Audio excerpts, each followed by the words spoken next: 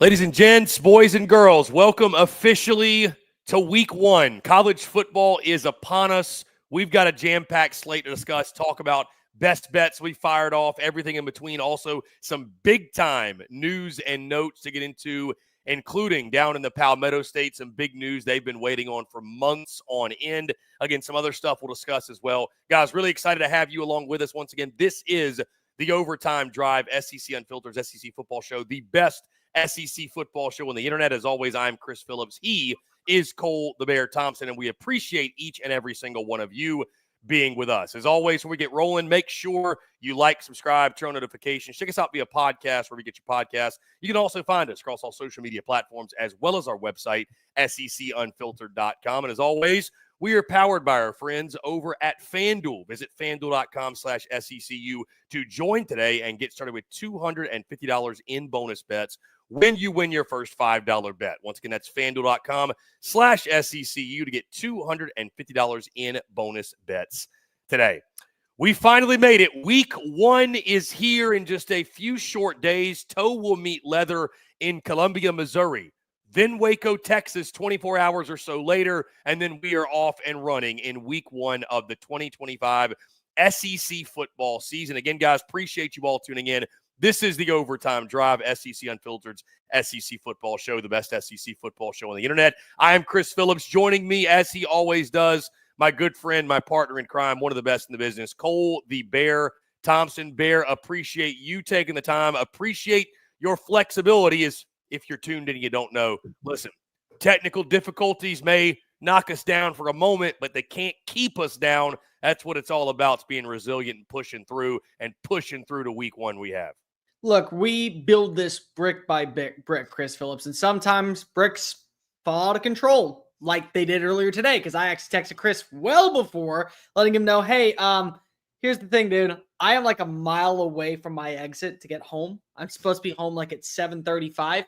It's a standstill. Now, why was it a standstill? Because of a ton of bricks. I'm not saying like a ton, like, oh yeah, 100 bricks. No, a literal ton off of an 18-wheeler, tipped on over, the bricks everywhere. Stand still for hours on end, reconvening you to get back off the highway, to get back on the highway. So I'm telling you, we got to lay the foundation down, but sometimes you get a few bad bricks that are put in the wrong places. It leads to some technical difficulties and a late show. But we're here, we're rocking, we got content to go ahead and break down, especially when it comes to one of my favorite teams in college football. Bear, down but never out indeed, my friend. And how dare you bring a Butch Jones reference into this show with the brick by brick mantra. Guys, we're also taking your questions, your comments, everything in between on Facebook, YouTube, and Twitter for those who are tuned in live. I see our guy Chris Cobb in here. Howdy, everyone. Beat the hell out of UTSA, he says. Texas A&M taking on the Roadrunners this weekend. Also says Ohio State's going to beat Texas at the Horseshoe. Shocker, Chris, that you would think that. Let's get the party started. Indeed, my friend. Again, we appreciate you all that are tuned in. Jerry Moore as well. Hottie Toddy tuning in from Pascagoula, Mississippi. How about it? How about them damn Rebs, baby? Our guy Razor Bass 904 giving him some early comedic relief. Bear, he says, breaking news: South Carolina running back, first player to receive NCAA waiver and first Social Security check came same week. I remember my dad telling me college football stories about this kid, and I'm 47. So, Razor Bass, love that. Thank you for the laugh. Certainly, we need it here on this Monday night, August the 25th, 2025. Bear, I know we have a lot to get into when it comes to week one. We're going to lock in our best bets. But you want to go ahead and discuss this Rahsul Faison thing, because we've spent a ton of time, obviously, previewing the games, predicting them. All of our previews are out there. So, I obviously, kind of, Bear, want to just tie things up a little bit, put a little bit of a bow on your last-minute thoughts or last-minute feelings, see if anything's changed with you over the last few days. But certainly something that may have changed, and something that has changed, is that Rahsul Faison is officially playing football for the South Carolina Gamecocks. The NCAA today officially granting him his eligibility. He will be available for the game against Virginia Tech on Sunday and throughout the 2025 college football season. Bear, this was a huge question mark for South Carolina, right? I mean, even with him being eligible, I think you could argue it's still something we're keeping a close eye on, that being replacing Rocket Sanders, the running game as a whole. But no doubt, Bear, Shane Beamer and the Gamecocks got a massive boost today with this news. No, in my opinion, it's probably the best news that you can get if you are a South Carolina fan, because of what is the one element that was missing for this squad offensively that was an unknown: the running back room. And that's not to say that Howell and that Oscar Attaway couldn't have been susceptible options and definitely positional players that you put a lot of faith in. But you brought in Faison. He was a top 5 running back in the transfer portal. He was phenomenal last season at Utah State. He had over 1,100 rushing yards. He had over 8 touchdowns. He was a fixture of what the Aggies offense was. And you want to pair that alongside with Lenore Sellers. And you were going through camp with him, working with the first team offense, but not knowing if he was going to be out there with the first team offense when you played in Atlanta. And you didn't know what direction your program was going in at one of the more essential spots for a Mike Shula offense to flourish. And now you don't have to worry about it. Now you don't have to wonder what could be or what is the expectation of who comes into the second spot or the third spot, or who are we utilizing that we maybe thought was going to play 90 snaps this entire season that now we're going to have to quadruple because of we don't have our lead back. And best of all, you get him at that first game to set the tone for the rest of the season. That to me is the ultimate selling point. I know that Lenore Sellers is going to be a great quarterback this year and is going to only expand on what he did last season. But you and I both said this multiple times on this program and everywhere else. The big thing that was a selling point for South Carolina going on a 9-3 run was the ability of having a healthy running back in Rocket Sanders, having that security blanket to take pressure off of your quarterback. And now you have that with number one. If he's even remotely close to what he was doing last year, you're not asking him to be Rocket Sanders. You're asking him to be Rahsul Faison. And Rahsul Faison is going to be good enough to get you, I think, a couple of games down to the wire in the fourth quarter where if you just have that got-to-get moment play, you're walking away with the dub. That, to me, is the ultimate win here. Like, I have South Carolina going 9-3. I have them going 9-3 with the intent of Rahsul Faison being a part of this roster. Now he is.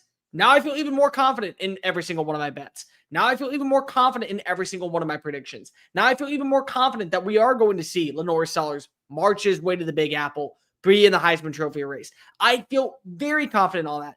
The best thing about this is now you have an identity on the ground. That is a massive win for South Carolina, a team that needed to have its feature back in the backfield. So, Bear, when you made your predictions for South Carolina 9-3, you were factoring in, you felt confident Rahsul Faison would be. He was going to be out there week one. Season. Okay, fair enough. Fair enough. Because my next question to you was going to be simply, do you think that him being deemed eligible finally by the NCAA, does it raise South Carolina's ceiling at all for you, or was the ceiling already set for you, I'm assuming, as if he was going to be ready to go week one? I think that maybe I can see 10-2 being more of the norm. I think that if you're talking about one game that maybe he wasn't going to be available in, but still it would have had to been a very early game. And I think that most of the early games, they were going to be favored in. You know, I have South Carolina start off the year 5-0. I have them beat Missouri. I have them beat Virginia Tech. I have them beating Kentucky. I don't think that they're going to have a trap game or a trip up until they go down to LSU. So by the time you get to the LSU weekend, either Rahsul Faison was going to be playing or not. So it's like maybe a part of me thinks that the matchup against Alabama, that being at home, now having Faison in your backfield and hopefully at full speed at this point in the year, it ends up maybe leading to a win. But like overall, it's still 9-3. I still think that you're going to struggle against LSU on the road, even if it is going to be a good game. You may end up struggling against Oklahoma or Alabama at home.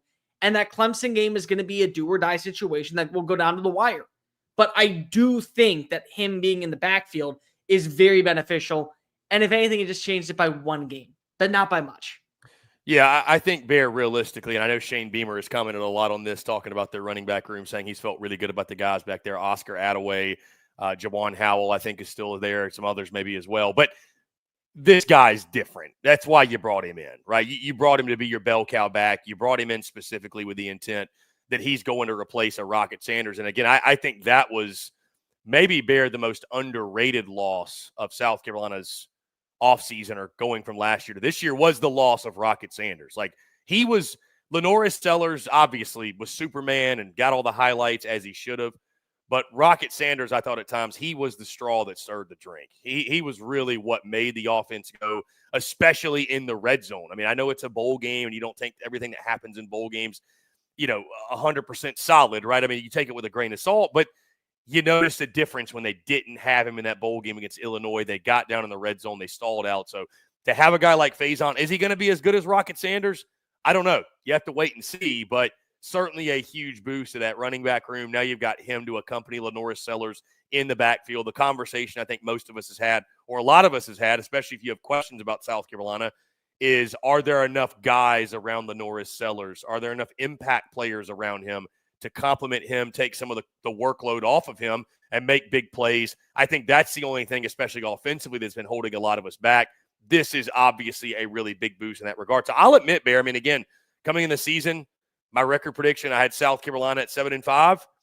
I maybe feel a little bit better about them getting to that 8-4. I mean, I said that 9-3 I thought was a possibility. I put it as the ceiling. But I definitely think Rahsul Faison's presence could. And when I made the prediction, I just wasn't sure. I mean, I don't trust the NCAA a whole lot, so I just wasn't sure what the outcome was going to be. I think you could tack on another win, potentially, depending on how good he's going to be, how good he is. And there's other factors to it. The offensive line has to step up and be a strength. But, yeah, I mean, certainly I think it makes me feel a little bit better. Certainly, I'll tell you this, Bear, because we talked about this game already. Go check out the preview that we did. You guys are already running up the numbers, and we really appreciate it. But the preview prediction video we dropped on Friday, it definitely, Bear, not that either one of us had South Carolina losing the game, of course, but from the confidence level for the Gamecocks going in that one, it definitely makes me feel a lot better. And let's not forget, he's been practicing with the team. So it's not like all of a sudden he's got to play catch up in practice and learn everything and kind of get in game shape. He's been practicing as if this was going to be the ruling. So I think he'll hit the ground running, literally and figuratively. It gives me more confidence, too, that maybe, because I picked South Carolina to win, but I thought it might be a little bit of a dramatic, closer game, gives me more confidence they may be able to go out and put this thing away, say, third quarter, and win this one, a double-digit margin of victory, maybe look impressive in week one. I'll tell you what I'm really interested in, seeing how his role is going to factor in the passing game. Because again, you look at Rocket Sanders, one of the more underlying traits with him, especially in that Missouri game. Little shovel pass, go ahead and break a couple tackles, pile drive your way in, you get the win at home. I wonder how it's going to be for Rahsul Faison, or is Oscar Attaway going to be a bigger role in the passing attack to where you get yourself a security blanket out of the backfield that constantly is moving the sticks? And maybe it was both of them. Maybe one of them was taking on a bigger overall decency when it came to the rushing attack, and the other one was getting a bigger time matchup when it came to the passing game. But either way, I think that now it's just, again, it's another weapon that is only going to benefit Lenoris Sellers. And at the end of the day, that's what this comes down to me. I want my quarterback to have as much familiarity and comfortability as possible. I get that now. And also, I think it kind of opens up your offense to be a little bit more dynamic where you don't need everyone to be an X factor. Maybe one game you are turning to Mazeo Bennett. Hey, you're winning in the slot. Their nickel position is just playing out of whack. We're going to force feed you the football until they double cover you, and then we're going to get over to Nick Harbor. Maybe this is going to be one of those games where you go to Michael Smith, the tight end, or Jordan Dingle, the transfer that came on in from Kentucky, and you're just saying we're going to force feed the tight end position. Or maybe the passing attack is so pedestrian, you got to trust the ground game. And you say, you know what? Last week, Nick Harbor, you were the dude. This week, Rahsul Faison, you're the dude. It just makes me feel more confident in South Carolina as a balanced overall offense going into this year. And again, I look at the history of what Mike Shula offense was, and one of the selling points for me, one of the big key elements of why I thought this could work for Lenoris Sellers, he worked with Cam Newton. Cam Newton's offense had a great ground game, a good tight end security blanket, and a quarterback that was not afraid to tuck and run and also let it fly. You have all those pieces lined up now. So if you were confident in South Carolina going into the season, not knowing the status of Rahsul Faison, you can take a giant exhale. Because guess what? He's going to be showing up on Sunday afternoon. And I got a good feeling that I'm going to be probably making a little bit of a player prop just because of how many people are doubting Rahsul Faison to be that dude from week one. Bear, on that note, I'm going to check while we're on air, see if we do have a prop out yet. Our friends over at FanDuel, they act quickly. First thing, we'll get into some of your comments that I was highlighting them while you were talking. PJ Mentis, watch out with the Gamecocks this year. Soul is free. As you can imagine, those in Columbia are fired up. They should be. Over this news. Seen it all over social media, like you said, as they should be. Our guy Razor Bass already got this question answered in the comments, but yes, He has been able to practice. He has been able to do everything with the team. I think, what did that last? 24 hours? There was the NCAA tried to say he couldn't practice, and they got that flipped really quickly. So he's been doing everything. He's been with the football team, going through all the points, going through all of the activities the team is going on. While I was saying that, I was reading Chris saying, good point, Cole. 100% agree. Of course. Cole's full of good points. Walter Beck says, yes, he practiced for the last month. So, yeah, big news. Again, really, really big news. You knew that replacing Rocket Sanders was one of the big questions for this football team. And maybe, just maybe, Faison will be the answer. Certainly, again, with all due respect to everybody else in that running back room, he is different than all of them. He gives them something I think nobody else in that room does. Our guy Chris Carpenter in the comments says 8-4, worst case, 10-2, best case. Go Gamecocks. That's not the worst case. Listen. I will be the villain tonight. I will be the one to talk to my Carolina people, guys. Worst case is 6-6, because if you do have a quarterback in Lenore Sellers, that I think is going to get you to bowl eligibility. Worst case is 6-6. Best case is 10-2. I fully agree with you on that, Chris Carpenter. Best case 10-2. But this defense, it's a lot of new. Offensively, it's a new play caller. You do have a new running back. You do have a lot of questions when it comes to what is this offensive line and this offensive identity. There's a lot of unknown, which is a fun feeling, especially for a program that has the buy-in, that certainly has the fan base hopping, and definitely, I think, has the intensity to be able to win every single game just based off of sheer grit and determination.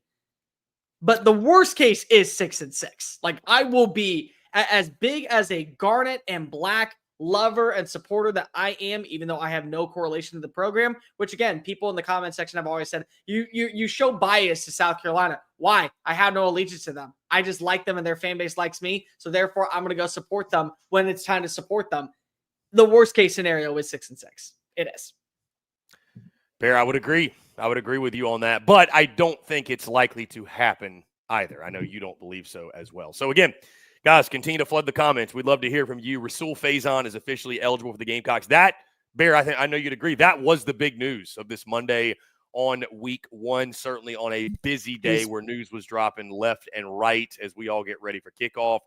He's winning the Doak Walker, Chris. I'm just going to let you know. He's winning the Doak Walker. He's going to be a first-team All-American. He's going to do everything, and I'm just going to have to relish Doak in the Walker fact. Award winner got his eligibility Monday of week one. You love just going to have to relish in the fact that, again, I knew this was going to be a great signing, and ultimately, now it's going to be official. He's winning every single award in South Carolina on their way to winning a national title. That's what happens on a Monday morning right before week one. We all get that. Go ahead and just hit the Heisman. Go ahead. Why not? Why not? Lenore's is winning it, so you might as well have him win it. Heisman Trophy winner, Doak Walker Award winner right next to him in South Carolina. In that scenario, 1,000% going to the playoff. On that note, Bear, let's get into the week one slate. It is week one. Again, we're going to kind of look at this, kind of putting some finishing touches on it. We'll really put the final finishing touches on Thursday when we have a nice, clean, pretty graphic for you all. We're going to go through each and every single game, give you our pick'em. You can expect Thursdays are going to be our pick'em shows here on the Overtime Drive throughout the 2025 college football season. Again, the pick'em graphic we drop every Thursday. We're just simply going to have that for you guys, go through our picks, kind of some last-minute thoughts. Maybe something's changed by then. Obviously, we've gotten updated injury reports and who knows what else. Probably some coach said this or something happened or whatever. Mondays, you can expect going to be kind of our primer for the week ahead, our preview show, if you will. Again, this week, Bear, a little bit different because you and I, we got an early start on all the previews and prediction videos. So we're essentially about 90% of the way done. I think we've got 5 more to release, but for the most part, we have gotten these in, gotten them done, which we're really happy about. And again, you can tell it's football season because the way you guys are running up the numbers for us, it means the world. We really, truly appreciate it. Y'all are fired up. Bear, I feel like I'm just in a better mood. I'm happier now. It's like this, I don't know, the sun's shining a little brighter. Dude, the crisp air, I don't know if it's hit you in Texas. Probably not. No, because it's hot as shit down here. That's why. It feels like hell. Dude, it was literally like high 70s in Nashville today. And I don't know if you've seen the weather, by the way, for the weekend in Columbus. Bear, Friday, the high is 72 degrees. Saturday, the high is 73. The lows are in the high 40s for this weekend in Columbus. So that's literally 1 week in January for me. That is the low. That's what I get. Do you want to know what? Do you want to know? I don't know what was we today did for me. Just take a wild guess. Mid-August in Houston. Yeah, I don't know what we did to deserve that, but like I'm literally sitting there thinking, like, dang, I might have to bring a hoodie. I might literally be wearing a jacket to the game. That's almost hard to comprehend end of August. But either way, it's got me in a good mood. Got everyone in a good mood. Again, for you, congratulations. For me, I had to sit in 91-degree weather, which was the average temperature today. Would you like to know what the high was? 98, and it felt like 103 in the middle of August. Oh yeah, you know what the low is tonight? 86. That's what I get to sleep in. Yeah. Okay, that's outrageous. Welcome to my life, ladies and gentlemen. A low of 86 is actually disrespectful. By the way, I've just realized this. I don't know why. Backwards hats look better on me. Someone in the comment section is like, I've always seen people go, it's so disrespectful. We can't teach, we can't take you seriously with the backwards hat. Guys, this is what I look like in a frontwards hat. It feels weird. I don't know if it's the way my face looks or whatnot. But when it's backwards, for some reason, it looks good. Can somebody validate in the comment section, please? I think you're just used to seeing yourself in a backwards hat. Maybe. So it's like when you see it frontwards, it just looks weird. It's like when I don't have my beard. It feels By the way, just to continue to rub it in, the lows in Nashville this week, 56, 53, 58, 57, and then 60 on Friday when I leave. So this is why nobody likes you. This is why I hate you. I only do this for the fans. I don't do this because I needed to take that victory lap. Yeah, I get it. I needed to take that victory lap. Eric, by the way, says 98 degrees in Baton Rouge today. So, yeah, I'm not surprised by that, though. That doesn't shock me at all. No. So. Blake Ruffino, welcome to hell. You understand it, brother. I know he gets it. Oh, he gets it. He 100% gets it. When we ever go hang out with him, I promise, he and I are going to talk about nothing else besides just our lives living in the southeastern region right next to the swamplands. That will be 90% of the conversation. And you know what? He's going to understand. Oh, he'll get it. He'll understand better than most. Bear, week 1 slate. Again, you and I, like I said, we've predicted essentially every single game. We can keep this conversation pretty open-ended. Anything, but by the way, funny enough, I tuned into you, TJ, and the other guy. What's his name? Tom. Okay. All right. I got you. Tuned into you, TJ, and Tom. Great conversation. Just more week 1 stuff. I'm at the point in the season, Bear, where I'm consuming a lot more content than I normally consume, because obviously when you do a show, it's a little bit different. You're like, sometimes you want to cut the brain off, but I kind of want to get it all right now. I want to hear what people are saying about week 1. Y'all did a great job, by the way. I definitely encourage everybody to go check out what College Football Addiction, correct, is the name of the channel. Yeah, definitely encourage y'all go check it out. But anything stand out to you going into week 1? I know we've talked about it a ton. We've talked about the individual games. It can be SEC related, non-SEC related. I know you and I are just simply fired up for week 1 to finally get going on Thursday. This is a big slate. It's a big slate. I know we got a lot of what's interesting about this slate, Bear? We don't have any big SEC showdowns on home fields. None of them. Is there a big SEC game on a home field? Not big. There's some games on a home field that are very intriguing, but not big. Like nothing along the lines of South Carolina versus Virginia Tech or Syracuse versus Tennessee. Both of them are out in Atlanta. Like, no, we don't have that. That's for sure. Yeah, it's kind of weird. All the premier matchups are on the road, neutral sites. But again, Bear, I'll ask you, just going into week 1, I know we've talked about it a ton. You're sitting here on this Monday, August the 25th, 8:44 Central Time. What's exciting Cole the Bear Thompson right now going into the weekend? I'm going to say something negative, and I'm not calling out any team. I'm just being completely honest. Who is the team we've overhyped? I want to know. Like, it is what it is. And it doesn't have to be in one of the signature matchups. Like, it doesn't have to be. People are saying that Auburn has finally turned the corner with Hugh Freeze, and they proceed to lose by double digits out in Waco. Or Alabama going down to Florida State, and it's a 4-quarter battle. Like I'm not saying – I'm saying, like, what if it's Ole Miss? And I don't think it is Ole Miss, but what if it's Ole Miss and we just overhyped Austin Simmons from that one drive, not expecting to see much more? The questions on the defensive line are still there. The secondary still has its faults, and it's a 4-quarter battle against Georgia State. What if it's going to be Missouri against Central Arkansas and both quarterbacks end up looking underachieving? Therefore, we have the questions when it comes to that. Like, that's what I'm talking about. That to me is where I'm at when it comes to, I'm excited to see who have we talked about. Now it's no longer talking season. It's actually pedal to the metal. We get to figure out who these teams truly are, or what is the faults. What are the issues that they got to turn the corner? And it could be one of the big games. It could be Tennessee. It could be South Carolina. It could be Alabama. It could be Texas. It could be LSU. But I feel like that we were in talking season for so long. And I like talking season. It pays my bills. It's a lot of fun. It just, to me, is also, I like to see the games. I like to have a good foundation on what I can bank on moving forward. That is always exciting for me. So who was I completely wrong on, or who was I buying a little bit more stock into than I really, really wanted to, or who was I thinking is going to be one of the better teams that actually ends up kind of regressing? I will say the other thing, I just would love to see John Mateer in this offense. I do. I would love, like, they're playing Illinois State. If you know anything about Illinois State, they are one of the favorites to win the FCS national title this year. Very good at balanced offensive identity. It's not going to matter, but are we also going to see the version of John Mateer in this offense really take flight? And is it going to feel different than it did a season ago?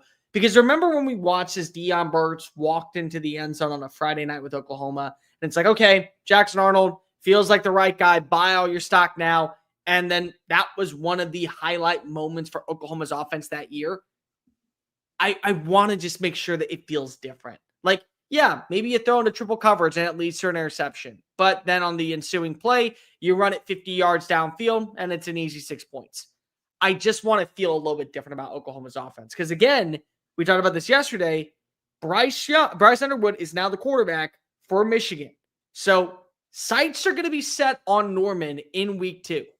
For good, bad, and different, can you feel confident in this team looking the most complete it's been all offseason heading into that matchup?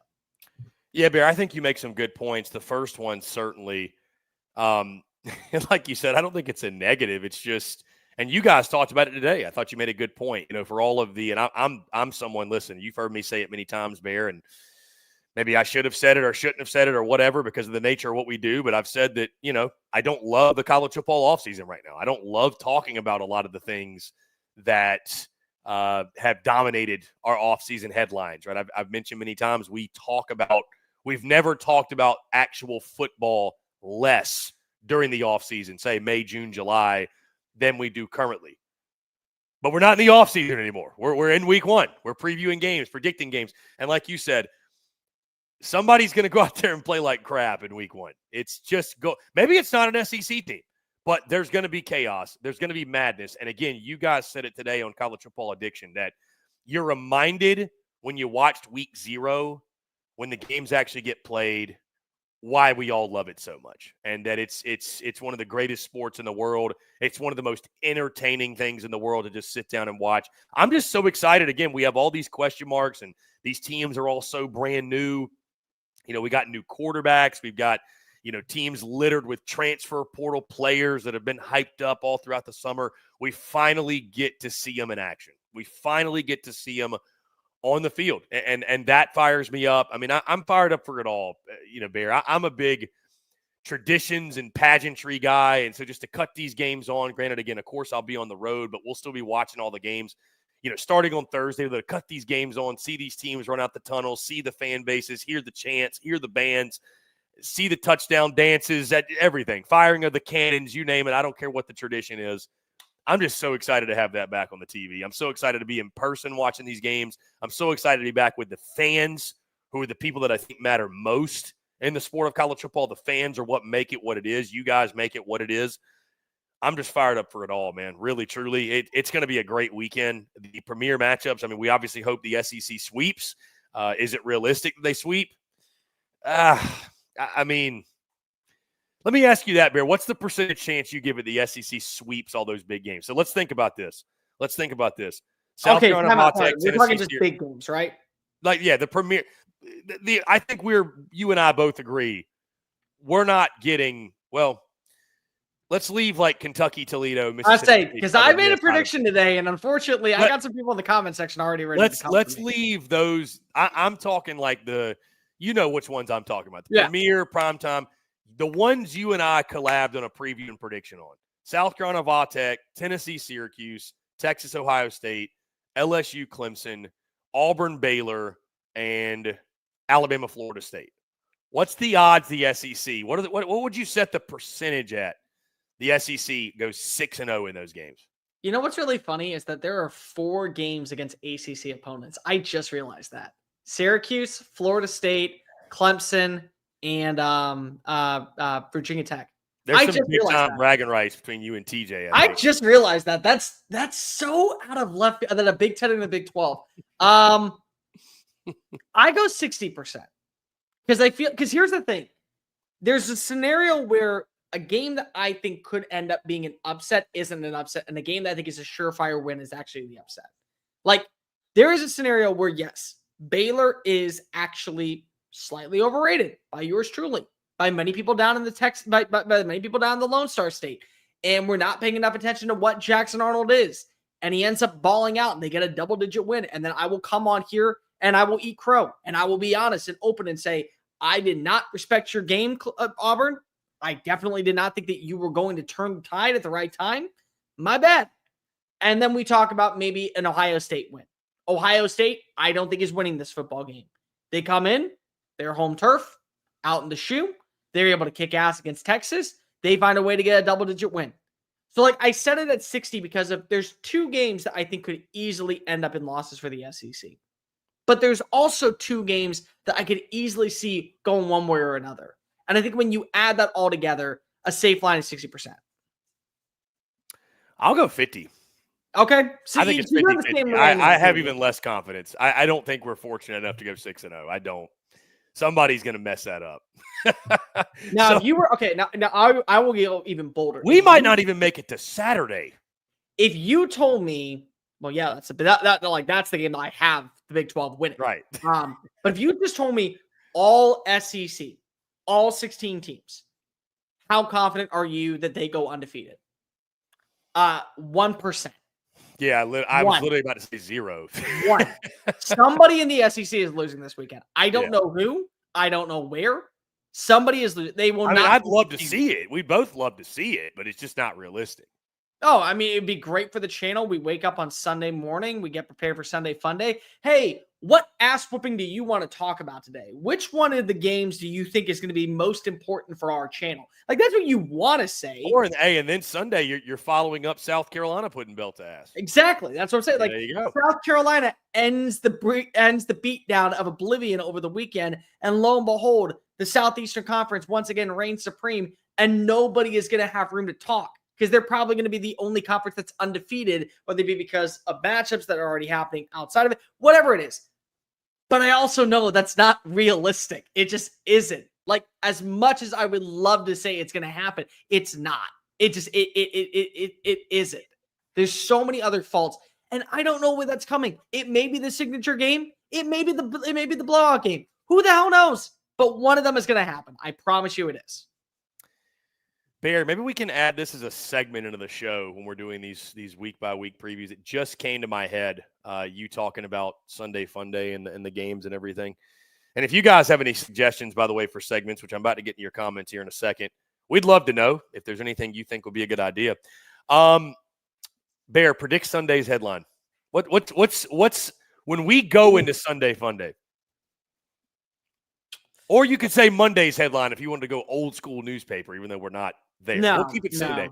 What's Sundays? You know, I'll tell you this, Bear. As a kid, I used to love waking up and going to get, and I'm going to make myself sound old, but I'd go with my grandpa to get the Sunday newspaper.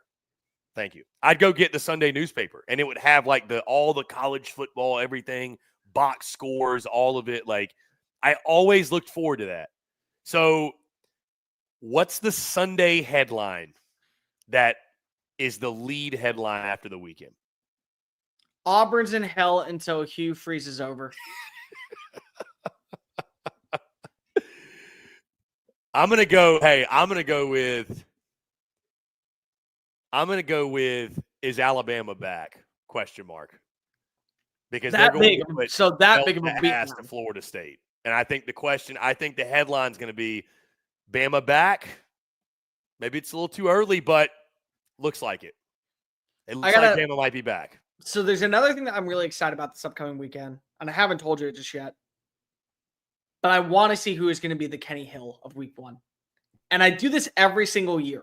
Because you remember Kenny Hill against South Carolina week 1, 2014. Mm-hmm. The game of all games.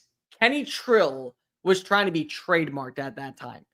511 yards, 5 touchdowns on the day. He ended up having 2 more really good games afterwards. I think it was against Lamar, and then it was against Rice. He had like 8 touchdowns or 9 touchdowns combined in that game. Either way, it was just phenomenal. And everyone started hyping him up, and it was right before they got into the belly of the beast that was conference play, before they took on Alabama, before they took on Arkansas in overtime that they barely squeaked on by, before they took on Mississippi State. They lost that game. He had like 4 interceptions. I want to know who was going to be Kenny Hill 2.0. And in my opinion, and it's not negative, because Kenny Hill at one point was viewed as a legit Heisman favorite, I think it's going to be Austin Simmons. I think Austin Simmons is going to be the guy that we're talking about, throwing for 400-plus yards, throwing for 4 tutties, rushing in another one, and we are certainly putting him on the pedestal as, can he be the next great name in college football? I like that. I think Austin Simmons is going to be a breakout star in this league. The other headline I'll go with, Bear, I'm going to go with, and here's what we can make it even more fun going into next weekend. We can make it even more fun that you have to, like, create what the headline's going to be. Something, like all these headlines, they're always witty, right? Really witty. My headline was, one of my headlines, I think, would be Tigers, Tigahs, greater than Tigers, Tigers, after LSU beats Clemson. I get it now. You see, now you're keeping up. So, because I think LSU gets the dub. Anyways, it's going to be a fun week 1. Let's get into some comments, Bear. Again, we got a lot of them. Let's see. Y'all are blowing up the comments. We appreciate it. Jerry Moore thinks Ole Miss goes to Athens 6-0, and they beat the Dogs. Okay, hang on. Hey, Jerry, they do that, I'm going to buy a lottery ticket. I'm coming to you to get the lottery numbers. They do that, I will go on a march to the sweet land of Oxford, Mississippi, barefoot, and shake your hand. That's what I will do. Here's what I'll tell you this. Jerry. If Ole Miss starts 6-0 and then goes to Athens and beats Georgia, I will go to Oxford, or when I go to Oxford, I will buy a lifetime library card. I will buy a library card at the library, the bar down at the square. No, you got to buy it for Jerry, though. Jerry's got to get the card. Fine. There we go. Buy it for Jerry. Okay, because for me, a library card will be purchased. A library card will be purchased for him. Okay, because I actually have them going 6-0 into this game. I do. Think about, okay, they're not beating Georgia. Here's the schedule. Georgia State, Kentucky, Arkansas, Tulane, LSU, Washington State. LSU's the toughie. But I think that's one of LSU's losses at 10-2. It's doable. It's very doable. 6-0 is not the part where it's like it's crazy. It's you're leaving Athens after what happened last year with the dub. That's where you lost me, Jerry. If it happens, I will invest also in said library card, and I will hand deliver it to you. We'll have you on the show. We'll do a celebration. We'll make sure that you are welcomed with open arms any single time to SEC Unfiltered, because that's fine. I'm glad that we'll do that, because if you end up winning that football game, times have changed out in Columbus. Times changed out in Oxford. More importantly, there's a little bit of a worry concern for Georgia at this point, maybe making a run to the college football playoff. They may go 9-3 at that point. If they're 6-0, that's going to be a heck of a game. It's going to be a lot of fun. I'm going to be worried I might have to buy a library card as well. Eric Bear comments, let me tell you something. Most of all, Louisiana feels the same way about Brian Kelly. They just don't see the magic that he has at all, and no one here thinks he can win a first game. I mean, I don't blame him. He hasn't won a first game. I say he has yet to win a first game since arriving there.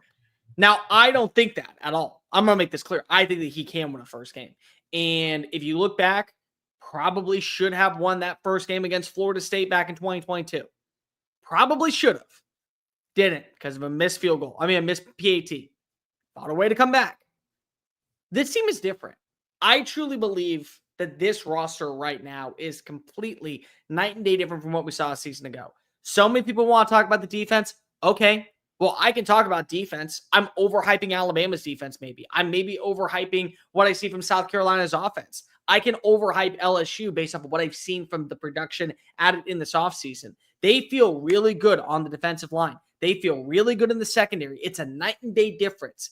If that offense is still humming at the same direction it was last season, they can win this football game because their defense is going to bail them out of trouble. They're not going to rely so heavily on getting Garrett Nussmeier, throwing it left and right and having that type of moment. They can easily have the time to be able to deliver, and they can trust that their defense is going to get the job done at times. It will. I truly believe that. I think LSU can win a first game as well. Again, I'm picking them to win. I think we both are. But big game for BK. We know that. Mr. Snipes, if South Carolina goes 10-2, are they in the SEC championship? Probably Not necessarily. It would depend on SEC record. Where did the losses come from? You give me some more context, I can maybe tell you. But it's possible, but you just have to lose to the right teams. If they were 7-1 in conference play, and a loss came to to Clemson at the end of the year, yes, they would be in. Yeah, I'd agree. Yeah, absolutely. Like I said, just depends on who the losses are to. Sam Man, where are you posting up in Columbus? I'd love to come by and shake your hand and buy you a beer. My friend, I am getting in town around lunch on Friday. Let's link up wherever. Sam Man, I highly encourage you. Either shoot me a DM. Heck, if you don't have social media somehow, some way, shoot us an email, secunfiltered@gmail.com. Would love to link up with you, man. I'll be all over. There'll be a lot of exploring the campus, the stadium on Friday, obviously, but I'm staying near downtown, so we're going to be out and about in downtown going. I think I've heard Buckeye Donuts Bears a spot. I actually know somebody, too, who went to Ohio State, so I have not hit them up yet, obviously. I am going to hit them up, figure it out. But Sam, man, yes, definitely you, all the Texas fans. He also says meet up at Varsity Club. I don't even know what that is, but sure. I've heard of Varsity Club. It's a nice spot. Okay. I've heard it's a nice place. Listen, I need all the recs. I doubt anybody in here would have much of them, but I will say this though.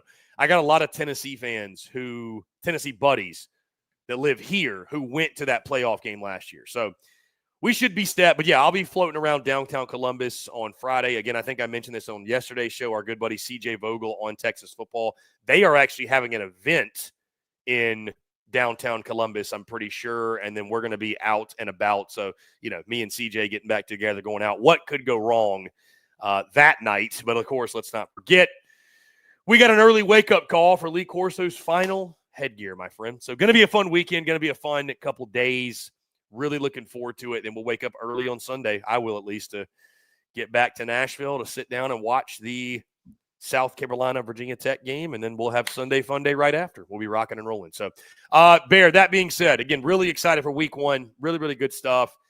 I'll ask you this before we get off of week one. Games you're most excited about that are not SEC? Ooh. Well, one's one of my picks, so I'll just go ahead and I won't tell you who I'm picking just yet. But it's North Carolina TCU. I mean, like that. I think that enough people Monday night flavor. Monday night. Not only that, it's the start of the Bill Belichick area out in Chapel Hill. That's another thing that you just throw in. It's a storyline, and I'm very high on what TCU is going to be this year. I like Josh Hoover. I like the passing attack. I think that Andy Avalos' defense is going to be better for the Horned Frogs.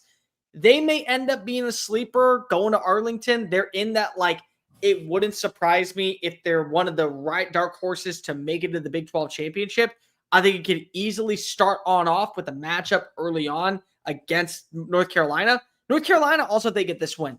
Their schedule is very manageable, dude. Like, you look at it, this is the year where everything has come together. And it's like, you know what? Cool. We're going to go ahead and easily get the head coach. We're going to go out and we're going to add in Gio Lopez. We're going to have a decent offensive line. We're going to be the surprise team that's Indiana 2.0, and we're going to go to the college football playoff. Like, that's what it feels like currently in North Carolina. So, very excited about that game.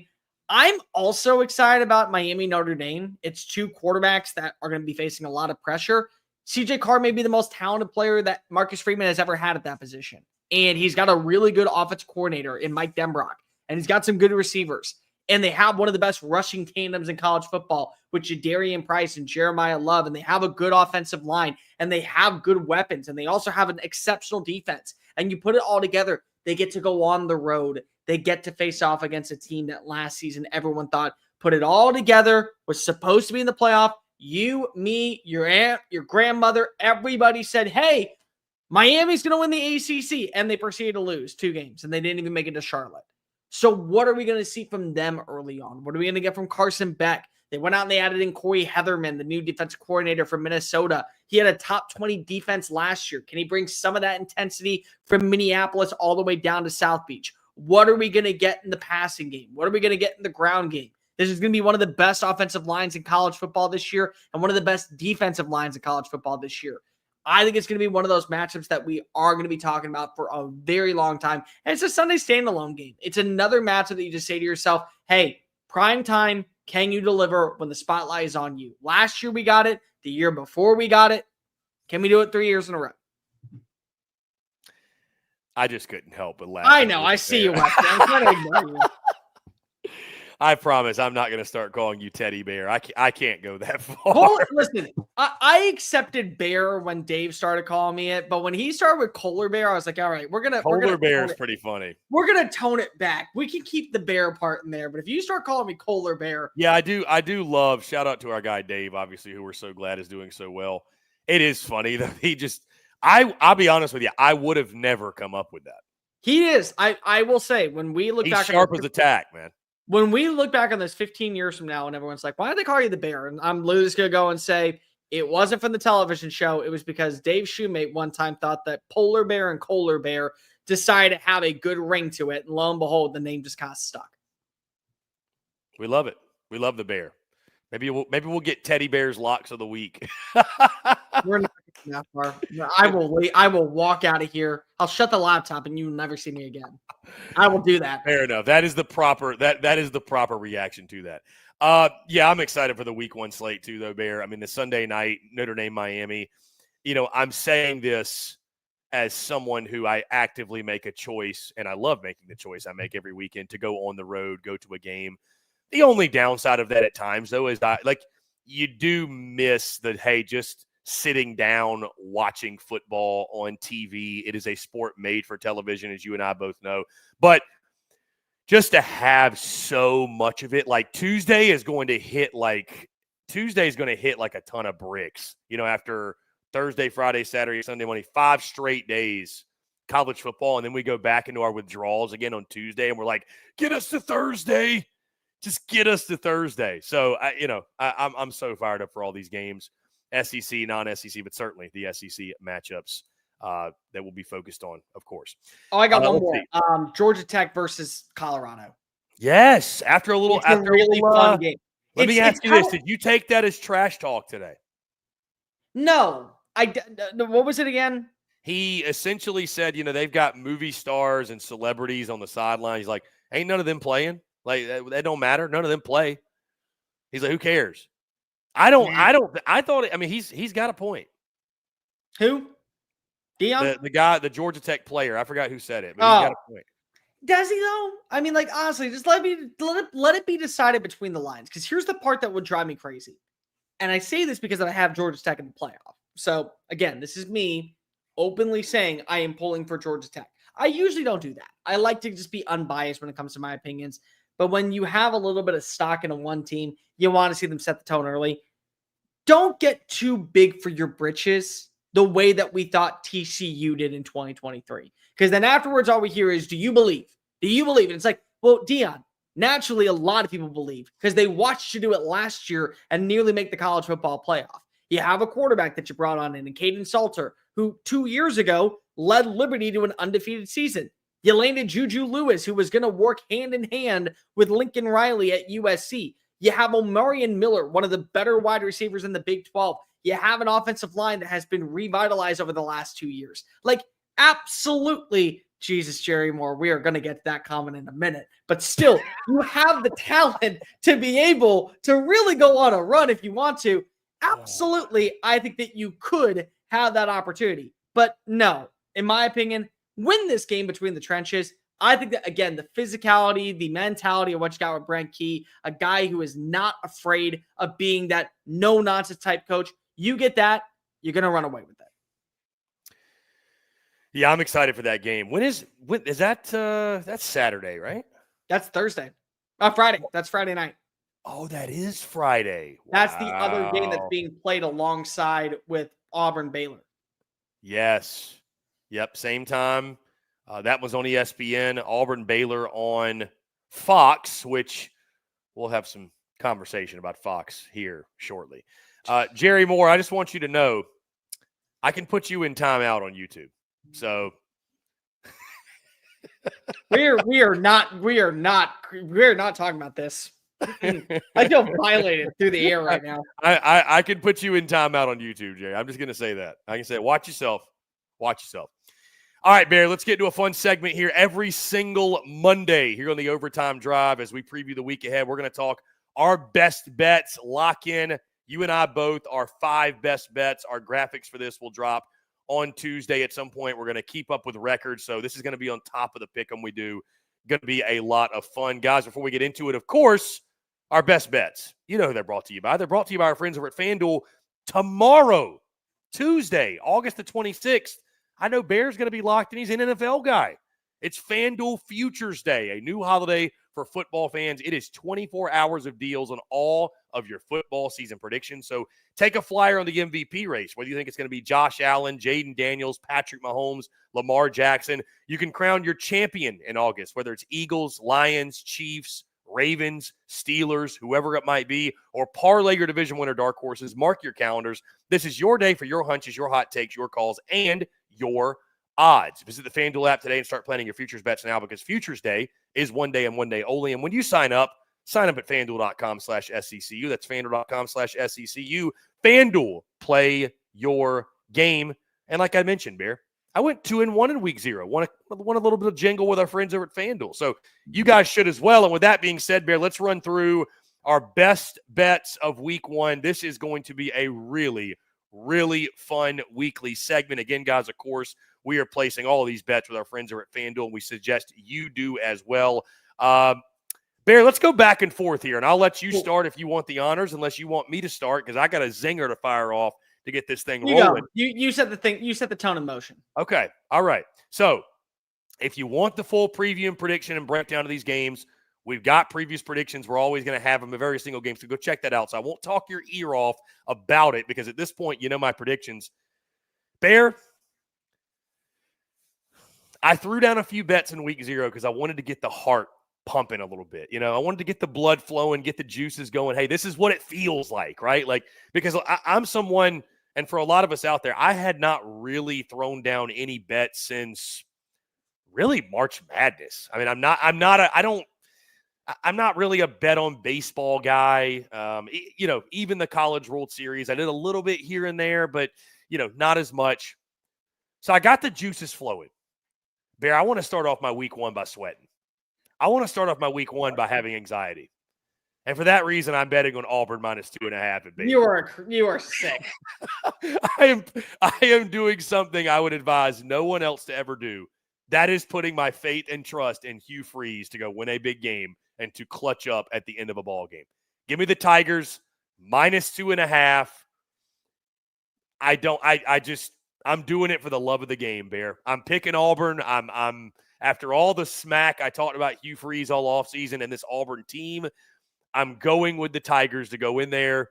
Chrome helmets be damned. Blackout be damned. RG3 on the call of the game be damned. Auburn goes into Waco, covers the 2.5, gets the win. And I'm going to start off my weekend having a panic attack. What was really funny for me is there's always one or two people that whenever I hear their name, my body just kind of tenses up. And as somebody that has Baylor in the college football playoff and believes that Baylor is going to win this game, when I heard RG3 was on the call, okay, all right, my body just tensed up. I got depressed. I was like, okay, this is going to be a lot of fun. I'm either going to watch him oversell Baylor, and then everyone's going to either not buy into them, and I'm going to look like a fool, or he's going to curse Baylor and they're going to lose. Like Ted Cruz going to any game in the city of Houston. I can't wait to hear just like the ridiculous call he has in this. What was the one game he was calling where they're like they hung him up on a cross like Jesus? You're like, I forgot about that one. I don't know what the game was, but that you're like, what? Gee, what are we doing here, RG3? Come on, buddy. Like, I get it. I get the point. Who can forget the croissant picture? Who can forget? And again, that croissant picture is going to come back. How do you post that? How do you? I will have Auburn fans sending me that picture all Friday night, depending on what that score is. I'm sweating because of my rule is you never take the big bets. You never take the big bets. I hate it. I think there's something about the lines when it's too risky to kind of go that far. But for me, if I'm believing in that Austin Simmons is going to be the best quarterback that we talk about by the season's end, I got to put money where my mouth is. I'm taking the 35.5 points in favor of Ole Miss. I think if they run through what is going to be a Georgia State team that returned a lot of talent, but also lost a lot of talent. They have a good wide receiver in Ted Hurst. They have a good, I think, running back now with the addition of Rashad Amos coming on in. Remember, when he was at Ole Miss, did nothing. When he was at Miami of Ohio, ran for over 1,000 yards. Doesn't really matter. I think this is going to be one of the more potent offenses. I'm hearing good things about Harrison Wallace coming out of Penn State as a number 2 wide receiver opposite of Caden Lee. You give yourself 2 wide receivers, you give yourself a shot to put up 40 points in the first half. I am fully convinced that we are going to see a bloodbath down in Oxford. They're going to be setting the tone for the year, so give me the 35.5 points. That's a really good pick, Bear. I thought about including that one because I feel like Lane is the guy. He wants to run it up. Like he wants to score as much as possible. Not all these coaches do that. They're not all programmed that way, as you'll see as I go throughout my bets. Excuse me, but yeah, I like that pick. I didn't have it in my top 5, but I do like that one. I think they'll ball out offensively and run it up in Oxford. Bear, my next one, I've got Bama minus 13.5 at Florida State. I believe in this Bama team. I believe in what Ty Simpson's going to be. The only thing that scares you maybe a little bit is the fact that Florida State's got 40 new players, 30 new players, something like that. It's a new look group. So with the unknown, you never know. But I believe Bama's winning this game by 2 touchdowns. And if you take Florida State plus 13.5, you are praying to God that one of 2 things happens. Either the lesser team hangs on for dear life and just doesn't get bludgeoned, or you were banking on that Alabama just plays terribly bad in game 1. And I just don't see that happening.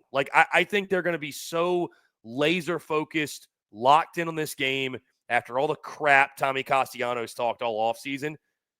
I like Bama minus 13.5 to go out there and lay the lumber. I wasn't going to touch this game until I saw who was announced to be playing in this game today. And I realized if I am going to ride with my War Chicken Nation, I am going to ride and say, this is a year where things change. I agree with you. Week 1 games for South Carolina have always been a bit of a nail biter. Doesn't matter the competition. Doesn't matter who was the opponent. What's the records of last season? Who was the upside? I completely understand that. But for me personally, I think this is the year it all changes. I think when you have a quarterback like Lenore Sellers, when you have a running back like Rahsul Faison that wants to make a statement, when you have a defense that kind of right now is a little bit underrated, I think in the grand scheme of things, because yeah, they lost a lot of talent, but they didn't lose Clayton White, who was the mastermind and the architect behind that defense last year with a lot of players that we didn't even know about really going into the season. I have faith. I have faith that, again, they're going to be putting on a show. More importantly, I don't have faith in Virginia Tech. Virginia Tech screwed me last year. I do not care. I am putting my money where my mouth is. Give me the 7.5. I think you win by 10 points. It is going to be a must-see matchup on Sunday afternoon. We're going to have to wait for this bet to cash on in, but Lenore Sellers and the Gamecocks start off 1-0, not just in the win totals, but also in the bet total. So you got a minus 7.5. I got the minus 7.5. I like it. Yeah, if you buy, I like it. If you buy it down to minus 6.5, I would love it. I'll tell you that. I would love it at that number. Yeah, it's a good play, Bear. It's a really good play. Really good play. My next one, I got Texas, Ohio State under 47.5. 2 new quarterbacks, 2 new offensive lines. There's a lot of talent on both sides, but a really, really good Texas defense as well. I think it's going to be a little bit lower scoring. I'm not like in love with this play, not in love with it. I wouldn't put my max bet on it, but I wanted to throw something being there. And I know life's too short to bet the under, but life's too short to bet the over just because you want to, for the sake of betting the over. I'm going to go the under. I think this game is more in the low 20s on both sides. So we'll be kind of flirting with the number, but I do like under 47.5, especially too, Bear. I mean, Texas's defense alone gives me confidence in that. I mean, I think they'll come out. Defenses are ahead of the offenses early for the most part. Not always the case because I do have an over coming up here shortly, but I like that under 47.5 number in Buckeyes and Longhorns. I am in agreement with you that there will be one game that isn't under that needs to be talked about more. And I didn't take an SEC game. That's the beauty of SEC Unfiltered, is that we don't have to just take SEC games. We can take games nationally across the world of college football. And I think the under is going to hit between Miami and Notre Dame. It's just too much unknown and too much new to where I think that both of these teams are going to be explosive really early on. I see CJ Carr maybe being the quarterback that ends up leading Notre Dame to a 10-2 season and 11-1 back to the college football playoff, maybe even a national title appearance. I like the run game. I like the offensive line. I like the defense. But also, a lot of new with the play design with a quarterback that had to win out a battle against Kenny Mincy is going to be something that also plays a factor into this, to where maybe they're trying to be very pedestrian. They're trying to get him warmed up with the play calling. And the same thing might go on the opposing side for what we got with Carson Beck. It's a bunch of new wide receivers. You got Keelan Marion coming on in from BYU. You brought in CJ Daniels from LSU. You got 2 new running backs to pair alongside with Mark Fletcher. Your offensive line is going to be one of the better units in all of college football. And I think that this is going to be a very slow-paced game that we're going to see a lot of great defensive highlights. I think Miami's defense is going to be miles better than what it was last season. And it's going to come down to the final few minutes. Who's going to make that critical mistake in the fourth quarter? But 49.5, I think you're going to be right on that line. When you're right on that line, I always take the under. Bear, I might lose you with this one. I might lose you with this one. You were talking about the big spreads and the big lines earlier, and those are always funky to bet, right? Like, I mean, when a team's favored by 42 or 38, or it's like, do you really touch it, right? I'm going to take you down to Athens, Georgia. Oh, God. Give me Marshall plus the 39.5. Hear me out. Because I don't think Kirby's the guy. And I talk to Georgia fans too. It's not a Georgia's going to lose the game, but they're not going to do, I think, what Ole Miss is going to do and go out there and try to score 50 or try to score 60. Like, Bear, when's the last time you remember Georgia doing something like that, where they just try to run it up? That's just not really their MO. And also talking to people, Marshall's a team with a pulse. They're not playing Central Arkansas. They're not playing Alabama A&M. They are playing a team with a pulse. So I just don't think Kirby's going to go out there and try to absolutely murder the Marshall Thundering Herd. Georgia's going to win. They're going to win handily. But I see it being like 42-6. And Bear, if it's 42-6, I cover. I cover it 42-6. I love it. I'm going to take Marshall. I think Georgia, like, I could see it being like 38-3. I cover. If Marshall scores at all, they will cover. That's all they have to score once. And I think they will cover. I don't disagree with you that Marshall is a team with a pulse. I can't wait to see Georgia fans just completely overreact to this. If it was Charles Huff, if Charles Huff was still the coach, I would actually agree with you 100%. I think that this would be a very much dynamic back and forth game. And also the respect factor that probably Kirby Smart has for Charles Huff, because they were on the same staff at the University of Alabama with Nick Saban. I can get behind that. I can't with Tony Gibson. First game out of the wazoo. I just can't. I can't with how much they lost in the offseason. I think they're going to beat the spread. I will go another over for you. Another big-time spread. And like I said, one game I got to wait until Sunday night to cash on in. Another game I get to bring on in Thursday night. Because if I don't care about Sam Horn, I don't care about Bo Pabula. I still believe that my Missouri Tigers, who, again, I will always have a soft spot for you. You're not my team this year. I'm not joining the bandwagon in 2025. Doesn't mean I don't care about you. Doesn't mean I don't want to see you be successful. But I think a lot of people always find a way to crap on Mizzou. There were people earlier today in the group chat talking about Mizzou's not viewed as an actual SEC team. Okay, well, we're going to do dominance the way that SEC teams do against inferior opponents like Central Arkansas. So what are we going to do? We're going to put belt to ass against the Bears. They're going to easily themselves, just Missouri, win by 51.5 points. I am taking the over because Mizzou itself is going to be pushing 50 points going into the final drive. That means the over is going to hit. Maybe you give up a late touchdown, but give me the over in that matchup. 51.5 points feels like it's too little for an FCS school going up against a Missouri squad that wants to demand respect from those around the country.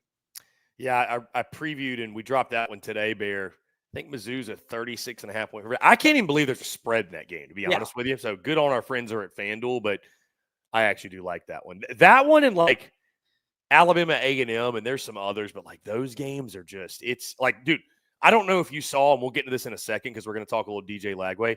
The Long Island team. I don't even want to talk about that spread. That's disgusting.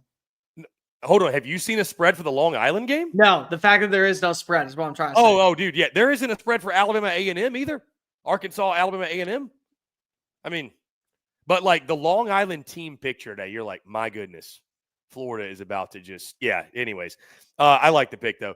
Bear, my final one, I'm going to go an over. This is kind of a feeling of a life's too short to bet the under feel. And I know what I said, defense is ahead of offenses most of the time. I think in this one though, we're going to get explosive plays. It's going to be shot on shot on shot. Like I think it's going to look like two heavyweight fighters throwing jabs back and forth at each other and landing them. Bear, when you got two quarterbacks like we got in the LSU Clemson game, big plays are going to be made. Give me the over 57.5. I want to pull for points in this game. I want to pull for explosive plays. You and I talked about, I remember you saying specifically you think this is going to be one of the games of the year, if not maybe the game of the year. I think it's going to be because we're going to have guys making plays all over the field. I think both sides are going to have to answer. Like, I don't think you're going to have a choice. I think it's going to be a back-and-forth slugfest. Give me the over 57.5 and what's going to be an absolute thriller. I'm not just sticking to the SEC. If I feel opportunities to go on the outside, I'm going to, and I'm doing that with TCU. I've made this abundantly clear. The way that I felt whenever Urban Meyer was hired by the Jacksonville Jaguars is the exact same way I felt about Bill Belichick getting hired by North Carolina. There were more qualified coaches. There were more people that I thought were better fits for the college game that absolutely would have crushed the job. And they would have probably had a good identity this year to take North Carolina toward the college football playoff. But you went for a guy because of the name, because of he needed to go out there and find a way to get another coaching job. Wasn't getting looked at by the NFL, wasn't even being considered, and was never going to take a coordinator job. So he goes to North Carolina. I think it was the wrong hire from the get-go. I think North Carolina is going to be one of the more underwhelming teams this year. And it pisses me off because I love Gio Lopez. Like, I remember watching South Alabama football games last year just randomly because it would always be on like a Wednesday or Thursday. And I'd go to like B-dubs or I'd go to like a bar around town. And I just would sit down and enjoy some about football. And South Alabama had such a unique dynamic offense. And it pains me that he is playing at UNC this year with Bill Belichick when I would have loved to see him go and be with Rob Edsall down at Wake Forest and maybe turn Wake Forest into this year's Indiana, like the one season of dominance. Either way, it doesn't matter. I'm a big believer in Josh Hoover. I'm a big believer in Eric McAllister. I'm a big believer in this defense turning the corner with Andy Avalos. I think they're going to win that game. I think they're going to win by at least a touchdown. The line is set at 3.5. I'm taking the -3. I think that's an easy bet. I like it. There you have it. There's our best bets for week 1 of the 2025 college football season. Bear, I wish you best of luck, and I hope to pummel you in the ground throughout this season. I cannot wait until I see you kick ass. Let me phrase that. Hey, listen, I hope we both. That was wrong. I cannot wait to watch you cry yourself to sleep. I hope we both break the bookie. I really do. I hope we both break the bookie. So, Let's see. We'll get in a couple comments before we move on. I'm sure some of y'all have something. Let's see. Sooner Cowboy says he's got Baylor 28, Auburn 17. There'll be some freak out down in the Plains if that's the score. Sandman says Bama 56, Florida State 13. How about that? He also says Clemson 34, LSU 31. Be a heck of a game. I'd hit the over. So I think I said 38-31 final score. So, I mean, it's in the ballpark for me. yeah, that's about right. I love the over in the game. I think that's going to be such an exciting game, man. I really do. Probably the best game of the weekend. Let's see any others. A lot of comments. You guys are blowing up the comments. Oh, Amon Ward, Ohio State wins 34-20. If Texas's defense gives up 34 points, I mean, I'll eat my hat. I mean, straight up. Come on. If you said Julian Sayin will be leading the Heisman campaign if they give up 34 points. If you said 24-20, I could buy into that. I could see 24 points being given up. I can't see 30. 34 is ridiculous. 34. I think 34 for either side is ridiculous, if I'm being completely honest. Yeah, I agree. I think it's a lower scoring game. Evan Baker, 31. And that'd be a fun game. I wouldn't like it. I'd love it. Yeah, I'd love it. That'd be a fun game. 100% lose that one. Bama, Cowboy, Bama QB probably played better. That's why I gave him 35. Okay. Maybe.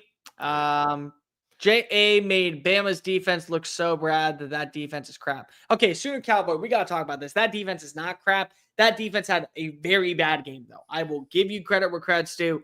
Not a good one. And finally, let's go, Sandman. Can we bleep on Fox now? Can we? Because we can move into that, yeah, because we're about to get into news and notes and kind of close out. But this one is by far, that piece of news is by far the most pressing of what I had listed. The other stuff was kind of just, low-hanging fruit, no-brainer. But, yeah, Bear, it looks like a lot of folks who have YouTube TV, hand up, may not have Fox anymore because of negotiations not going so well between the two, discussions, if you will. They've got until, I believe it said Wednesday at 5 o'clock Central, I believe it is, to get this smoothed out, to get this figured out. And if not, you're going to have another way or find another way to watch all of the Fox football games this weekend. I'm annoyed. YouTube TV, what are we doing? I mean, what are we doing? I mean, is this strategy to wait to this point? It feels like a holdout thing. Like one side has to cave. There's no way they go into the weekend and not have it resolved, right? There's just no way. No, it'll be worked out. It'd be a lose-lose. It's a lose-lose if you do that. It'll be worked out, I think, by Thursday, by Wednesday evening. It just has to, because if you're losing money if you're YouTube TV, with how many people have bought YouTube TV and gotten rid of cable, you're losing money if you're Fox. Nobody is going to end up walking away a winner in this deal. And ultimately, people want to have the game. And at the end of the day, you're going to cancel both. That's the problem here, is that if Fox leaves YouTube TV and somebody else has it, like personal example, you have DirecTV. That's another one. You get DirecTV. They don't lose their deal with Fox. Cool. You pick up Fox. So now you lose a customer at YouTube TV. So they're going to come to an agreement. But the fact is that why are we even dealing with this to begin with? Why is this something that has to be a conversation? Both of you like money. Both of you like to profit. Both of you want to get richer off of people like us. And I can tell you, the way to do so, make us happy. When the consumer is happy, 90% of your problems are resolved. So just rule in life, ladies and gentlemen. If there's something that you know that is going to drive you crazy and you don't want to deal with it, make the other person happy. If they're happy, your life is a breeze. If they're upset, your life is pure hell. That's why this man's happily married right there. That's good advice. Yep. As I see her pointing the gun. Yep. I read the cue cards exactly the way you read them, Kirsten. It's on a sticky note, like right above the head of make sure that you mention everything possible about our marriage being a happy-go-lucky place, or I will end you. She's got me again.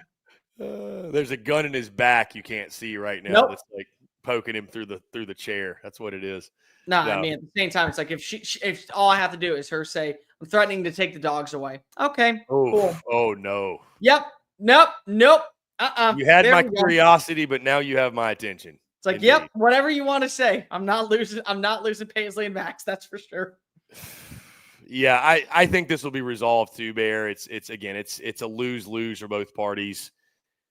Yeah, I mean, what's crazy to me, this is kind of a side note, but everybody thought we were so excited to cut the cord. No more cable. Yeah, no more cable. Cable was the right thing.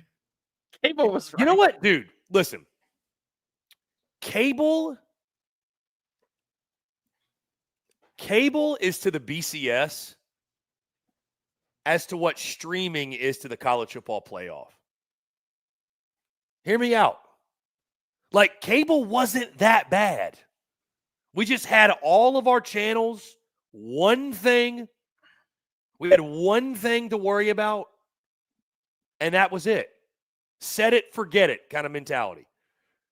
Bear, now, I got YouTube TV. I got HBO Max. I've got Disney Plus. I've got Netflix. I got ESPN Plus.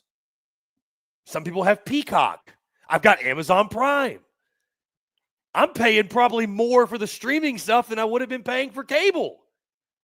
It's crazy. I have done the math. If you take 2019, when I did pay for cable, and you take 2019 and you add what would be the asking price today for cable, I am paying, I think, $3 more for streaming services than I would be for cable. And the difference is that instead of paying for it, I get to watch on multi-screen. And I'm not complaining because of when it comes to college football season, I can watch on multi-screen and I get every single game. There's advantages, like you get stuff on demand. Like I won't say there's not, but it just is crazy. It feels like we got kind of bamboozled a little bit. I don't know, a little bit. Whatever. I'm not going to cancel it though. So what am I talking about? I'm telling you, the entire reason why I refuse to cancel YouTube TV is because of the multi-screen. If they told me one day we're taking away the multi-screen, you will see as quickly as possible me canceling my YouTube subscription and going back to cable or going to DirecTV or going to Xfinity. It's because of the multi-screen. That is where YouTube TV found a way to make money off of idiots like me. They made sure they went out and they got the multi-screen and they put somebody in charge of getting all the sports in one location. And you know what they've also started doing? It's no longer just sports. There are now other TV shows that I can watch. There was recently, I was watching an episode of South Park and also a baseball game. And I was happy as a clam. I got to watch, I think it was, who was it? Was it the Mariners and the Athletic? No, it was the Padres and the Dodgers and an episode of South Park. That alone made my night. Had no worry. I didn't have to worry about a dang thing. Multi-screen is awesome. I will give YouTube TV credit for that. But get this daggum Fox thing figured out. For the love of goodness. We got Auburn, Baylor Friday night on Fox. Then we got, of course, Texas, Ohio State, all the other ones. We got to get this figured out. That's all I'm saying. Bear, a couple news and notes really quickly before we close out here. One pretty obvious. The other, good news. DJ Lagway, Billy Napier officially announcing he will be starting against Long Island. How much does he play? We will see. I'll actually ask you this. We had this debate when I went on the State of the Program show with our friends over at In All Kinds of Weather. And we kind of all asked each other, how long do you think DJ Lagway plays in the game? And I said, I'd play him a good bit. I'd get him some reps. I'd play him, and I'll see if you had the same reaction they had. I said I'd play him a half. I'd play him for a half. They thought I was insane. They were like, Allie Peak, who does a great job talking Gators, she says you play him for a series. They said you play him for at most a quarter. I just feel like he didn't throw it all in the spring.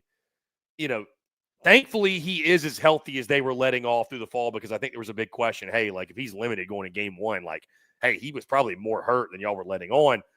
But he is going to start. He's obviously going to play whatever. Like if he plays a quarter, if he plays 3 series, I think we're just, we'll see. Whatever. You go up 20. If he goes out there 3 series and go up 21-0, if they want to take him out, it is what it is. Billy Napier knows better than I do about how long he should play. But bigger news, Bear. DJ Lagway is healthy. DJ Lagway is starting. And that is a great thing. Not that they needed him to beat Long Island, but the fact he's healthy is a great sign. For me, I would agree with you. A half is the minimum. I think if you wanted to, you could play him going into the third quarter for all I care. I think, well, I'll tell you this. I think there was some optimism from the Gators. They're like, what if we're up 49-0 in the second quarter? I'm like, well, I mean, I know Long Island sucks, but like, come on now. Well, think about this. If you were up 49-0, that means you scored 7 touchdowns in 30 minutes of action. So how many 3-and-outs did you force? Are any of them pick sixes? Is any of them a special teams return? Like, that makes sense, but like, there's a lot of ways you got to do it. Are you saying that we're going to see DJ Lagway lead 7 scoring drives in 30 minutes? Like, that's not happening. That's 100% not happening. I agree. You don't need to play him in the second half. Honestly, you don't need to play him in after the first quarter, because the bottom line is that if you're losing to Long Island at any point in this game, you have more problems than DJ Lagway's long-term health. You have way more issues than that.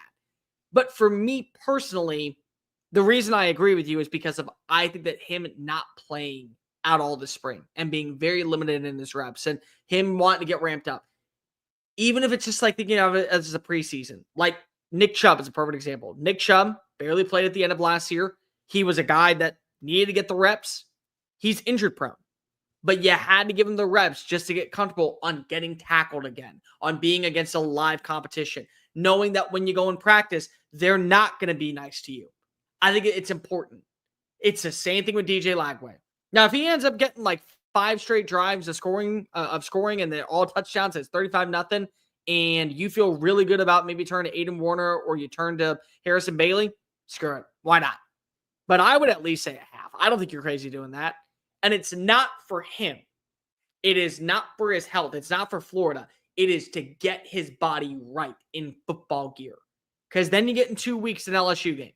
And then a week after that, you get Florida. And then you get Texas. You got to get prepared. Treat this like a spring game. Because honestly, it kind of is going to feel that way. Yeah. No, I'd agree. I'd give him a half. I think that's good. But again, the bigger storyline, the bigger news, glad to see it. DJ Lagway. I mean, you got to think he's 110% healthy, because I don't see any other way they'd be trotting him out there. So good news for the Gators. They're QB1, and we've talked a lot, Bear, that there's probably not a team in this conference. Their ceiling controlled more by their starting quarterback being available and healthy than the Florida Gators. Final note here, Bear. Zack Calzada is a starting quarterback in the SEC yet again, as Kentucky, expectedly, officially has named him their QB1. Maybe the only man that's outlasted Bear Thompson in this game, because I'm pretty sure I was at the game when he went off. I was there. Who would have known, Bear? If I'd have told you, hey, man, 6 years later, you're going to be, or however many years, I don't know, 5 years later? 4 years, and he was a redshirt sophomore. That just doesn't even sound right. Well, here's the crazy part. He wasn't the starter. The starter that season, do you know who it was? Hold on. This was 2022, right? 2021. 2021. It was, God, it's on the tip of my tongue, and I can't think of it. It was Haynes King. Oh, gosh. 7th year of football, playing at the university, playing at Georgia Tech. The 2 starting quarterbacks of that team that year are still playing college football. You want to know what's even crazier than this? I'll go a step further. So Texas A&M this year is going to be quarterback university. And here's the reason why. Because if you have Marcel Reed starting at Texas A&M, you have Zack Calzada starting at Kentucky, you have Haynes King starting at Georgia Tech, you have Connor Wigman starting at the University of Houston. That's 4 guys that currently are starting. You also have 2 that potentially could start at any point in the season in Jalen Henderson at West Virginia, now joining forces with Rich Rod. And then you have to also throw in Max Johnson, who's at North Carolina working with Bill Belichick. At some point, there could be as many as 6 quarterbacks who saw at least one first-team rep at Texas A&M starting this year in college football when I was on the beat. I don't know if that makes A&M quarterback you or like anti-quarterback you. They certainly, in my opinion, are QBU because of how do you not have all of these quarterbacks and not a single one of them hit?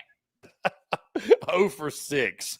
Not a single one of them Well, hit. 0 for 5. Let's not throw Reed in there yet. Because Marcel Reed may actually hit. Yeah, Marcel Reed, I think, has got a good shot to hit. But either way, Zack Calzada, Kentucky starter. We'll see if he can lead the Cats to a win over Toledo. Bear Thompson says otherwise. I'm going to ask you right here and right now, point blank, before we get on out of here. He won the starting job. Bush Hanron's offense. I think it could be a little bit different this year. Oh, do you believe he will start more than 7 games? I will list off the 7th game. Toledo, Ole Miss, Eastern Michigan, South Carolina, Georgia, Texas, Tennessee. Does he start past that game? That's brutal. That's a brutal run. Or do you turn to Cutter Bowling? I'll say they turn to Cutter Bowley because they have such a bad track record with these transfers. They will turn to Cutter Bowley no later than the Texas game in week 6. That is my prediction. And it's nothing against the kid because you want to know what? I respect it. I know that there was somebody in our group chat earlier that said, oh, get the LinkedIn profile, bro. Dude, if you can play college football and get paid to do it at this point, do it as long as you have the eligibility. By all means, cash on in while you can. Set yourself up for a good life afterwards. But I'm also going to be completely honest. I don't know what type of NIL funds you're getting because I've watched Zack Calzada play. He has one speed. It is a fastball. And it is a fastball regardless of where you are on the field. It's like having Rick Vaughn as your quarterback. That thing is coming in 95 miles an hour and a little bit erratic. 5-yard slant, 95 miles an hour. 50-yard blast downfield, 95 miles an hour. It may hit. It may be fantastic. It also may break a finger in the process. I don't know. Bear said, y'all don't realize me and Zack Calzada go back a long way. We go back a long way. I know his game. I know who you are, Zack. You can't fool me. You can't hide from me, Zack Calzada. No, the bottom line is like, I remember how I felt about Joe Milton. Thank you, Sandman, in the comments section. I remember telling people, Joe Milton, he's going to be really fun to watch because of that ball is going to be firing on all cylinders. I remember when he signed on at Kentucky this past offseason, my first thought was, holy crap, I get to go ahead and have a rebuttal for Joe Milton. I get to see Joe Milton 2.0 in Lexington. This is going to be fantastic. You have no idea what you're getting out at Kroger Field this year, besides fireworks and fastballs. Those two things are guaranteed to come week 1 against Toledo. It's going to be interesting to watch for sure. Babe, let's go ahead and call it unless you got anything else. I think we're good. Again, this Monday edition of the Overtime Drive, Monday, August 25th, 2025, officially in the books. We love you guys. We appreciate y'all greatly. Let's go through a couple questions, Bear, a couple comments here. Center Cowboys, Bill Belichick in college football just feels weird. Feels weird. I don't disagree. It does feel weird. Yeah. What do you like, if he makes it 3 years, would you be surprised? If he hits 5 years, would you be surprised? Like, how long realistically is he there? 2. And you think his son takes over? I think that's a big reason why he's not gone after 1 year. That's the plan. I think so. Now, again, crazier things can happen. You know, Steve gets offered elsewhere. He gets an opportunity to kind of lead his own program and build it out of his dad's shadow. Maybe that's the case, but I think 2. I genuinely believe he will not be there longer than 2026. I would agree with that. That sounds about right. So our guy Sooner Cowboys, by the way, is from around where I'm from, Augusta, Georgia. That's why this comment is Sooner Cowboys, forgive me. This comment's hilarious. Augusta's growing, but still nowhere near Houston population. Sooner Cowboys, you would have to multiply Augusta by 10 to get to where Houston is. Sooner Cowboy, I live in Houston. I'm from the area. You would have to get more than 10. I think 15, 20 is what we're talking about at this point just to get to this level. Because Houston continues to grow every single freaking week, it feels like. Bear, I'm almost going to highlight this comment just because of the username. You want to pronounce that? Hitting Leif Erikson. Leif Erikson from SpongeBob. What's y'all's predictions for South Carolina since our running back is cleared? For Vatek, a lot of pain. A lot of pain. Yeah. I think a lot of pain for Vatek. I think also 9-3 season. And Sandman with the win right here. Cole, I'm from the Woodlands. Sandman, I'm from the Woodlands. I went to College Park High School. I grew up literally right next door to College Park High School and the Fellowship of the Woodlands Church. That was my neighborhood. So I lived in your area. Small world. Small world. Very so small hell, world. There we go, Sandman. Now you become one of my favorites on the channel. Let's see. Anything else? I went to I went to the Woodlands High School. We on CP in football. Yes, you did. Yes, you did. I can't even argue that one. I remember when I played in 2012, we got an opening drive touchdown. After that, it was brutal. I will never forget that game. That was tough. War of the Woods. Indeed. Indeed. Bear, a lot of fun. Let's go ahead and call it. Really good stuff. Again, appreciate you guys rolling with the punches with us. Obviously, we got a little bit of a late start for those tuned in live. But again, we persevere. We prevail. That's what you do when you get to week 1 and you get to the college football season. That's what it's all about this time of year. Again, guys, we will be back on Thursday. Y'all know the drill at this point. Thursday, full pick'em show. We'll have other news, notes. I'm sure there'll be plenty of stuff that'll drop between now and then. Certainly there will from us.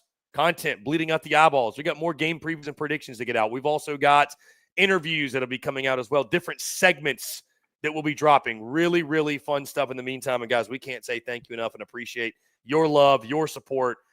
Means the world to us. Again, we're having an absolute blast, and we're really appreciative that you guys are doing it along with us. So that being said, let's go ahead and put a pin in it, Bear. I appreciate you for taking the time. Thank you all so much again for tuning in. Again, guys, make sure you like, subscribe, turn on notifications, check us out via podcast. Wherever you get your podcast, you can also find us across all social media platforms as well as our website, secunfiltered.com. For Cole the Bear Thompson, I am Chris Phillips. This is the Overtime Drive, SEC Unfiltered's SEC football show, the best SEC football show on the internet. We're signing off. Y'all take care. Have a great rest of your week. We'll talk to you all on Thursday. Cheers.